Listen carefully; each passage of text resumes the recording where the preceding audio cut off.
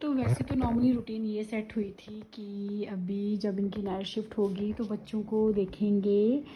जब night shift होगी तो बच्चे दोनों ट्विंस जो है अपने दादा अम्मा के पास सोएंगे। ऑल्दो किसी के पास सोते नहीं हैं, उनको अकेले ही सोना होता है, लेकिन उनके पास कोई होना ही चाहिए। और ईरा का था कि ईरा मेरे पास सोएगी।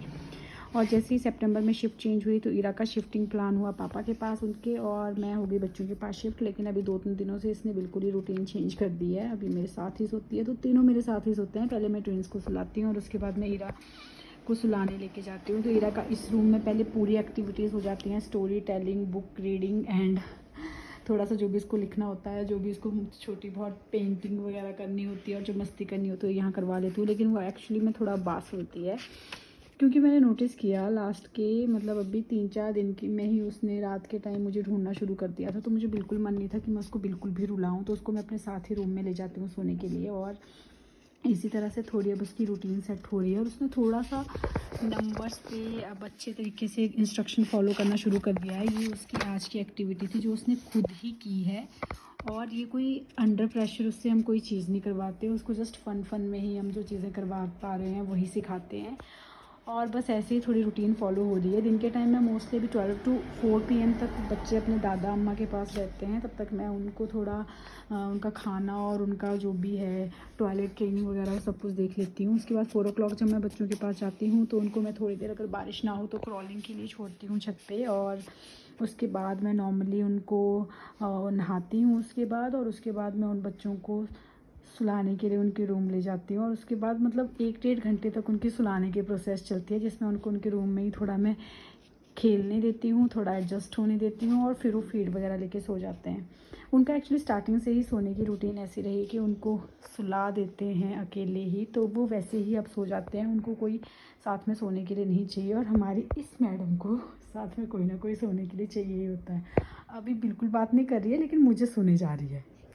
बहुत ही शैतान है ईरा आजकल, और बहुत बिल्कुल बात नहीं सुनती, लेकिन अपने मम्मा पापा को तो वो बहुत प्यार करती है। और उनको रात के टाइम तो लिटरली उनके बिना वो रह नहीं सकती है, मतलब हमारे बिना वो बिल्कुल रह नहीं सकती। और यहाँ पे जस्ट उसकी अपनी ही थोड़ी कलर एक्टिविटीज़ चली रहती हैं, वो करती रहती हैं चीज़ें खुद ही। और आदि जॉय के साथ तो थोड़ा इरिटेबल हो जाती है, तो इसलिए मैं भी उनको ऊपर छोड़ के आ गई हूँ। और अभी वाला टाइम में ईरा को स्पेसिफिकली दे रही हूँ। इसको मैंने लंच में अभी मखाने, एप्पल और डेट्स दे दिए हैं। उसके बाद इसकी 12 बजे से सोने की रूटीन सेट कर रही हूँ, लेकिन क्योंकि अर्ली मॉर्निंग आजकल ये 6 बजे बच्चों के साथ ही उठ जाती है, क्योंकि वो रात सुबह जब रोना शुरू करते हैं तो ईरा क्योंकि साथ में ही होती है तो वो उठना शुरू कर देती है। बस इस तरीके से ही थोड़ी रूटीन फॉलो हो रही है। कोई भी दिन सेम रूटीन का जा नहीं रहा है। और ये इसके दीवारों पे जो इसने हाल करके रखा है, ये इसकी इस रूम में फुल मस्ती चली होती है, और ये इस रूम में काफ़ी इन्जॉय भी करती है।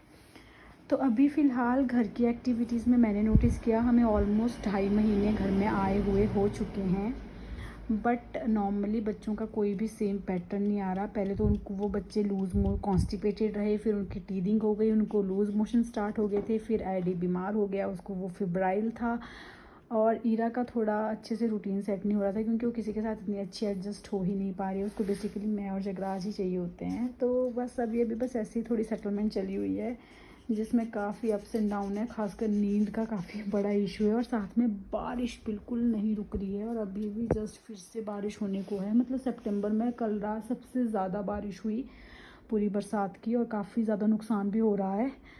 विद गॉड ग्रेस हमारे एरिया में जो यहाँ पे थोड़ा सा छोटा सा एक गांव है, यहाँ पे अभी इतना कोई बड़ा नुकसान नहीं हुआ है किसी को। और यहाँ पे एक्चुअली एनएच के कंस्ट्रक्शन का काम भी थोड़ा सा ख़त्म हो गया है।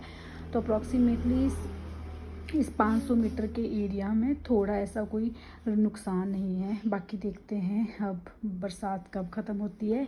बस यही रूटीन है बच्चों की थोड़ी। बाकी मैं देखती हूँ कब तक सेम रूटीन रहती है, और कई बार ये मुझे रात को परेशान भी कर देती है, तो बच्चों के साथ इसको सुलाना मुश्किल चला जाता है। लेकिन अभी तीनों बच्चों के साथ मैं अच्छे से नाइट रूटीन अच्छे से फॉलो कर पा रही हूँ।